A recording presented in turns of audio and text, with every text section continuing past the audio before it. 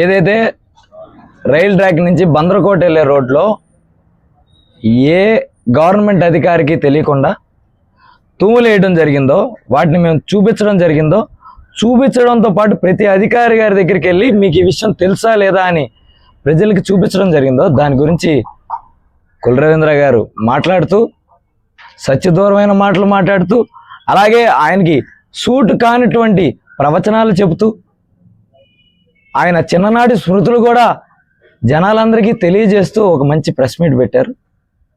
దాని గురించి point to point ఆయన మాట్లాడింది ఏంటి, అసలు నిజాలు ఏంటి అని జనాలకి తెలియజేద్దామని ఈరోజు ఈ ప్రెస్ మీట్ పెట్టడం జరిగింది. ఇప్పటికే ఏం మాట్లాడారంటే, అసలు ఈ పొలాల గురించి మేమేం మాట్లాడినట్టు దాని గురించి టాపిక్ ఎత్తకుండా మాట్లాడారు. కుల రవీంద్ర గారు, మేము అవగాహనతోనే మాట్లాడుతున్నాం, మీరు ఎక్కడెక్కడ కొన్నారో ఎప్పుడు కొన్నారో కూడా చెప్తూనే మాట్లాడతాం. మీరు దాన్ని కవర్ చేస్తూ నేను ఎస్టీపీ కట్టదలిచాను, అలాగే ఇక్కడ వాకింగ్ ట్రాక్ ఏర్పాటు చేద్దామని అభివృద్ధి చేద్దాం అనుకుంటే వీళ్ళు అడ్డుకుంటున్నారు. ఒకటే మిమ్మల్ని ప్రశ్న అడుగుతున్నా, 2014 నుంచి 19 దాకా తమరు మంత్రిగా పనిచేశారు. ఆ రోజు ఏనాడు గుర్తురాల బందరకోట, ఆ రోజు ఏనాడు గుర్తురాల ఎస్టీపీ గురించి, ఆ రోజు ఏనాడు గుర్తురాల వాకింగ్ ట్రాక్ ఏర్పాటు చేద్దామని. మరి 2025లో ఏప్రిల్లో ఒక నెలలో, మే ఒక నెలలో గొరిపర్తి రాజకిషోర్ యాదవ్ గారు ఆయన పేరు మీద తమరు ఎకరం 88 సెంట్లు కొన్నారు.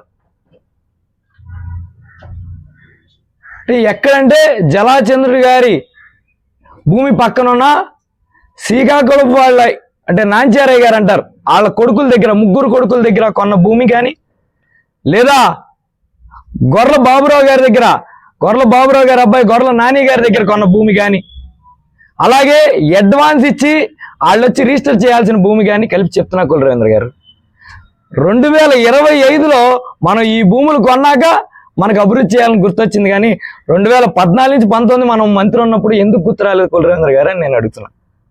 అలాగే దీన్ని కప్పిపుచ్చడానికి కుల రవీంద్ర గారు ఏం చెప్తున్నారు, మా తాతల నాటి నుంచి మాకు ఇక్కడ పొలాలు ఉండేవి, ఇక్కడ మేము ఆడుకునేవాళ్ళం, కాలువల్లో దిగి మురికాల్లో దిగి ఆడుకున్నారు. మీరు ఎప్పుడు ఆడుకున్నారు? ఆ చుట్టుపక్కల పేటలో ఎవరినైనా అడిగితే ఏమన్నా చెప్తారా? పోనీ మీకు ఏమన్నా పొలాలు ఉన్నాయో లేదో? బహుశా నాకు తెలిసి మీరు చెప్పే పొలం అంటే మెడికల్ కాలేజ్ దగ్గరలో అంటే కరగ్రహారం దగ్గరలో ఉన్న పొలం గురించి చెప్తున్నట్టున్నారు. మీరు అందరికి అవగాహన వచ్చేలా చెప్పాలంటే మా తాతల నాటిది, మా తండ్రుల నాటిది అని చెప్తే ఎవరికి అవగాహన రాదండి. 2004 ఎలక్షన్లో నేను అక్రమంగా మద్యం చేద్దామని అక్కడ ఎలక్షన్లో మద్యం పంపిణీ చేద్దామని అక్కడ దాస్తే పోలీసులు వచ్చి సీజ్ చేశారు చూడండి ఆ చెరువులు అని చెప్తే అది మీది అని అందరికీ అర్థమవుద్ది సార్. అప్పుడు అవగాహన వస్తుంది అందరికీ. మీ ఒక్కరికి అవగాహన ఉండాలంటే మీ తాతల నాటిదని చెప్పాలి, కానీ పోలీసులు మద్యం సీజ్ చేశారని చెప్తే ఊరందరికీ అవగాహన వస్తుంది. కాబట్టి నేను మాట్లాడేది అడ్డున్న పొలం గురించి కాదు సార్. మీరు కొత్తగా 2025లో పలానా నేను చెప్పిన పేర్లతో పెట్టి కొన్నారు చూడండి. ఏప్రిల్ 2వ తారీఖు 2025, అలాగే మే 1వ తారీఖు 2025న రిజిస్ట్రేషన్లు మొదలు పెట్టి కొన్నారు చూడండి సార్. ఆ పొలాల గురించి మాట్లాడుతున్నాం. అంటే మీకు ఇంకా రెవెన్యూ భాషలో చెప్పాలంటే బందర్ వెస్ట్లో ఉంచండి సార్. ఆ పొలం గురించి మాట్లాడుతున్నాం, దాని గురించి మాట్లాడరు. అలాగే నిజంగా మీకు ఎస్టీపీ కట్టి ఈ నీళ్ళని ఎటు పంపాలో బాగా ఆలోచన ఉంటే ముందు అక్కడి నుంచి ఎండ్ పాయింట్ నుంచి తవ్వుకొచ్చి అక్కడే ఉన్న భూములు ఉంటే గవర్నమెంట్ ద్వారా కొనిపించి చేయాలి, కానీ ఒక్క అధికారికి సంబంధం లేదు. మున్సిపాలిటీ వాళ్ళని అడిగితే మున్సిపాలిటీ వాళ్ళకి సంబంధం లేదంటారు, ఇరిగేషన్ వాళ్ళని అడిగితే ఇరిగేషన్ వాళ్ళకి సంబంధం లేదంటారు, ఆర్ఎన్బి వాళ్ళని అడిగితే ఆర్ఎన్బి వాళ్ళకి సంబంధం లేదంటారు. మరి ఇదేంటి? కుల రవీంద్ర గారు సొంతంగా చేసే చారిటీ కార్యక్రమం ఏంటి? ఏ అధికారి లేకుండా ఎట్టా చేస్తారు? అలాగే భూమి కొనకుండా డైరెక్ట్గా నీళ్ళ కోసం తూములేసేసి ఎట్టా చేస్తారు. ఇదొకటే నేను ప్రశ్నించదలుచుకున్నాను. బెదిరించడం వీటి గురించి కూడా మాట్లాడారు తమరు. ఇప్పుడు నేను మాట్లాడినప్పుడు మీరు వీడియో చూసినట్లు లేరు. నేను అధికారితో చాలా మర్యాదగా మేడం అని మాట్లాడా. ఆర్ఎన్బి అధికారుల దగ్గరికి వెళ్ళినప్పుడు కూర్చుని ఆయన కుర్చీ వేసి కూర్చోబెడితే సార్తో కూర్చుని, సార్ ఇది మీకు అవగాహన ఉందా అని అడిగితే నాకు అప్పుడు నాతో మీడియా వాళ్ళు కూడా వచ్చారుగా, మీడియా వాళ్ళు కూడా వీడియో వేసారుగా. మరి దాంట్లో మీకు కనపడలేదా? నేను ఎక్కడ ఎవరిని బెదిరించలేదే. నాకు ఐడియాలో లేదండి, ఎవరు చేస్తున్నారో మాకు తెలియదండి అని చెప్తున్నారు. నేను ఎవరిని బెదిరించలేదు, వాళ్ళు చెప్పిందే జనాలకు చూపించడం జరిగింది. దాంట్లో కూడా తప్పులు ఎదుగుతున్నారు నిస్సిగ్గుగా. అలాగే ప్రతిదానికి ఆవు కథలాగా ఏ ప్రెస్ మీట్ పెట్టినా కూడా ఎటు తిరిగి వచ్చిన ఆవు కథ వచ్చినట్టు మనకి ఫస్ట్ వచ్చేది ఏంటంటే అభివృద్ధి మొత్తం నేనే చేశాను, ఇంకా ఇంతకు ముందు మచిలీపట్నంలో ఉన్న ఏ ఎమ్మెల్యే కూడా అభివృద్ధి చేయలేదని చెప్పుకొస్తాడు. మన మామగారి పేరు కూడా తీసుకురారు మీరు, కేవలం మీరే అభివృద్ధి చేశారు. అంటే ఎట్లా నాకు అనిపిస్తుంది అంటే చంద్రబాబు గారు ఉంటారు, అప్పుడప్పుడు ఆయన ఏం మాట్లాడతాడంటే చలపో నేనే కనిపెట్టాను అంటాడు, లేదా అసలు గ్యాస్ పెట్టి వంట వండుకోవాలనేది కూడా నేనే నేర్పాను అంటాడు. అంటే ఇది 10 సార్లు అనే కొద్దీ జనాలు అనుకుని అదే నిజం అనుకుంటారని వీళ్ళ భావన. అంటే కులరవీంద్ర గారు అభివృద్ధి చేశాను అన్నాడు కాబట్టి 10 సార్లు అమ్మో కులరవీంద్ర గారు అభివృద్ధి చేశారు అని, అభివృద్ధి ఆయనే చేశాడు పాపం అని జనాలు అనుకోవాలి. మీరు తపన పడతారు. మీ తపనలో తప్పు లేదు, కానీ దాంట్లో వాస్తవాలు ఉండాలి కదా సార్. ఒకటే మీకు ఛాలెంజ్ ఇస్తున్నా, 2004 నుంచి 9, 2009 నుంచి 14, 2019 నుంచి 24 మా హయాం. ఏ విలేజ్ అయినా వెళ్దాం, లేదా టౌన్లో ఏ వాటికైనా వెళ్దాం.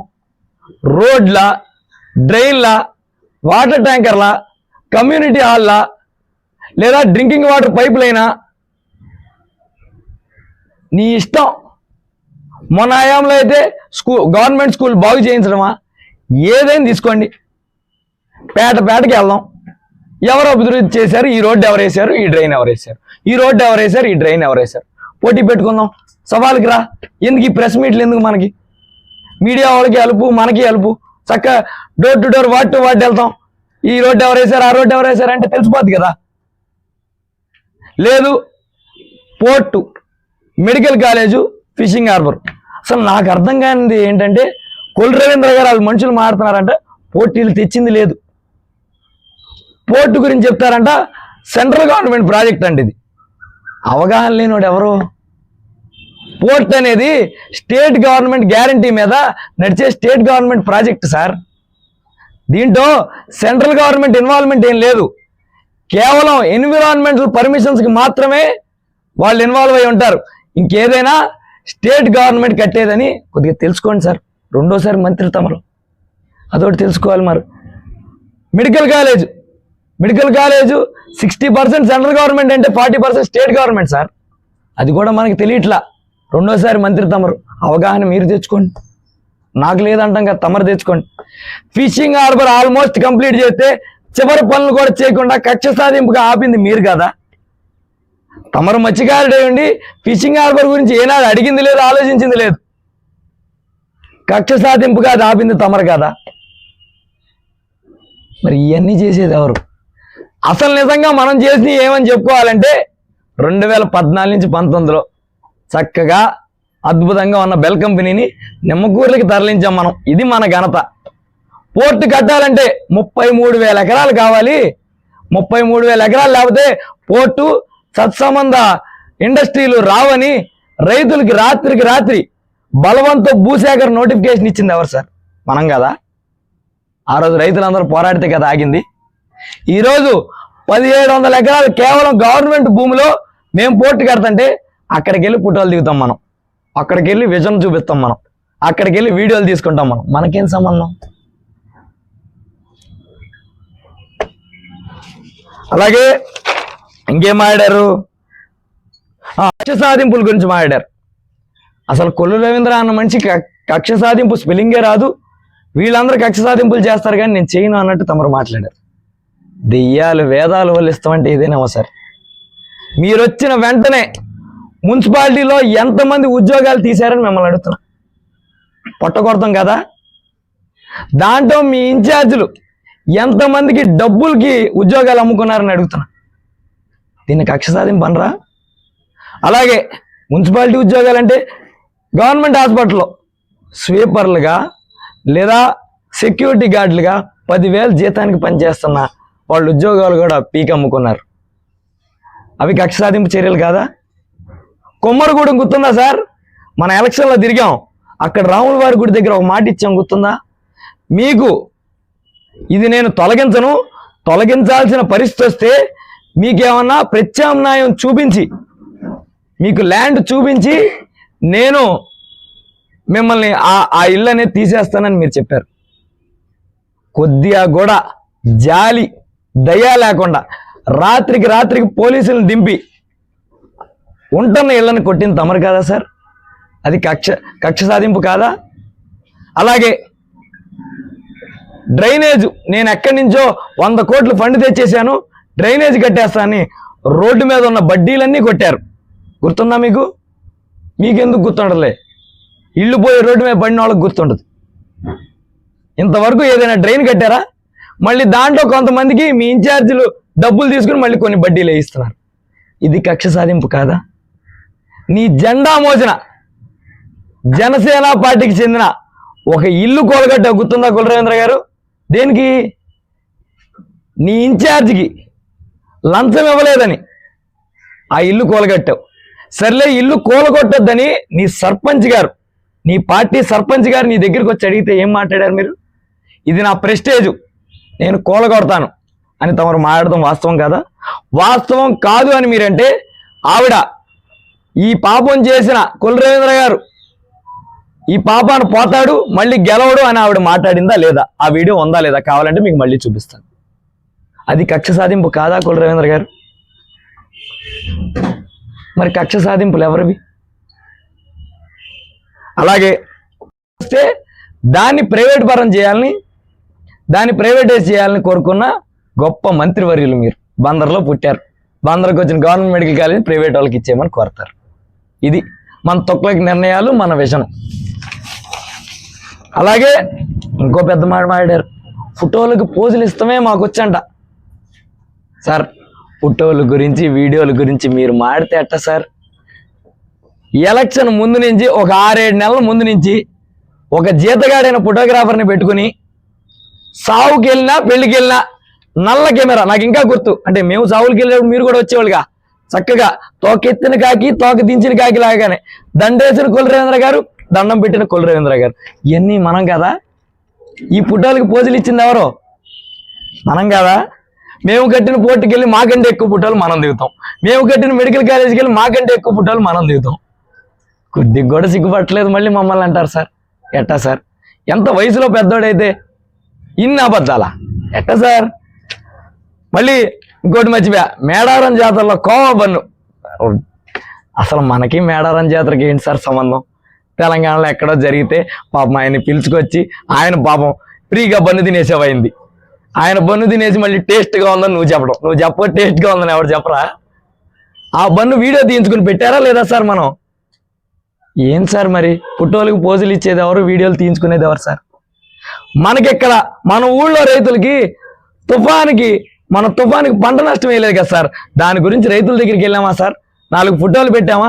అది ఇంకా వేయలేదు సార్ అని చంద్రబాబు నాయుడు గారి దగ్గరికి వెళ్ళామా సార్? మనం కోవా బన్ను మాత్రం తినేసాం మనం చక్కగా. వాటి గురించి కొద్దిగా పట్టించుకోండి సార్. అవగాహనతోనే మాడుతున్నాను సార్, అవగాహన లేకుండా ఏం మాడతలేదు సార్ కులరవీంద్ర గారు. అలాగే తమరు ఇంకా రీసెంట్గా ఒక అద్భుతమైన వీడియో వచ్చింది. తమరు బండి వేసుకుని గబగబా, ఎప్పుడు కారు దిగం మనం, కారు ఎక్కితే అద్దం కూడా దించం మనం, బైక్ వేసుకుని గబగబా గవర్నమెంట్ హాస్పిటల్కి వెళ్ళి మళ్ళీ గవర్నమెంట్ హాస్పిటల్ లోపలికి కూడా వెళ్ళాల, బయట బళ్ళు ఆపారు. కారు ఏంటిది, పార్కింగ్ ఏది అని బయట సెక్యూరిటీ గార్డుల మీద అరిశారు. అసలు ఫస్ట్ బళ్ళు పెట్టింది మనం కదా, బళ్ళు లోపలికి పెట్టచ్చా? బళ్ళు పార్కింగ్లో పెట్టాము మనం, బండి ఎక్కడ ఆపాం? అది లేదు. అసలు దీని అంతరార్థం ఏం చెప్పనా?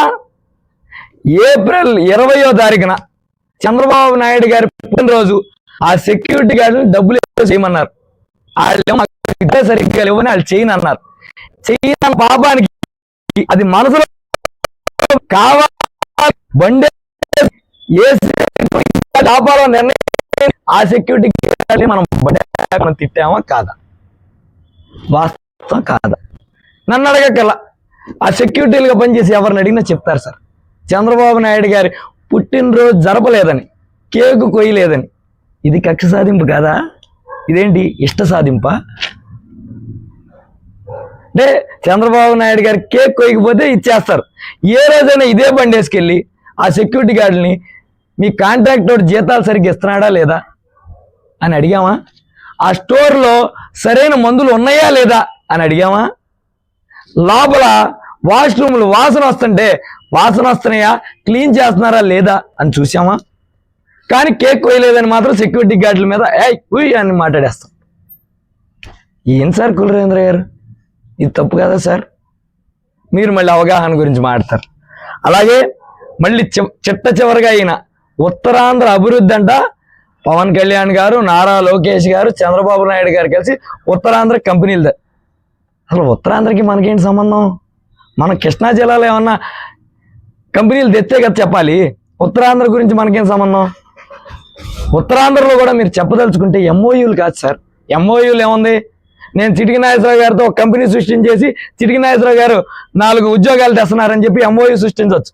ఆ కంపెనీ గ్రౌండ్ అయ్యి వాళ్ళు ఎన్ని ఉద్యోగాలు ఇచ్చారో చూపించండి, ఆ ఉద్యోగులతో మాట్లాడించండి. అబ్బా ఎరగదీశారయ్యా, కూటమి గవర్నమెంట్ అద్భుతంగా ఉద్యోగాలు ఇస్తున్నారయ్యా అని మేము కాకపోయినా ప్రజలే చెప్తారు. అంతేగాని రాత్రి మీరు సంతకాలు పెట్టుకున్న ఎంఓయూలు చూపించి కంపెనీలు వచ్చేసినాయి అంటే ఎట్టా సార్? ఏమన్నా బందరికి తెచ్చుంటే చెప్పండి సార్. వెళ్ళిపోయిన బెల్ కంపెనీని తయారు, మేము తెచ్చిన ఫిషింగ్ హార్బర్లు పూర్తి చేయరు, మెడికల్ కాలేజ్ ఏమో అమ్మేద్దామని చూస్తారు, పోర్టు నత్తనడికలు నడిపిస్తారు. ఏంటి సార్ ఇవన్నీ? నేను పూర్తి అవగాహనతో మాడుతున్నా సార్. మీరు కూడా అవగాహనతో చక్కగా బందరు అభివృద్ధి కోసం పాటుపడండి సార్. కక్షపూరిత రాజకీయాలు చేయకండి సార్. అలాగే మీకు సూట్ కాని ప్రవచనాలు, ఫోటోలు గురించి మీరు మాట్లాడొద్దు సార్ అని కొల్లు రవీంద్ర గారికి ఎంతో వినయంగా, ఆయన కంటే వయసులో చిన్నవాడిగా తెలియజెప్తూ సెలవు తీసుకున్నాను.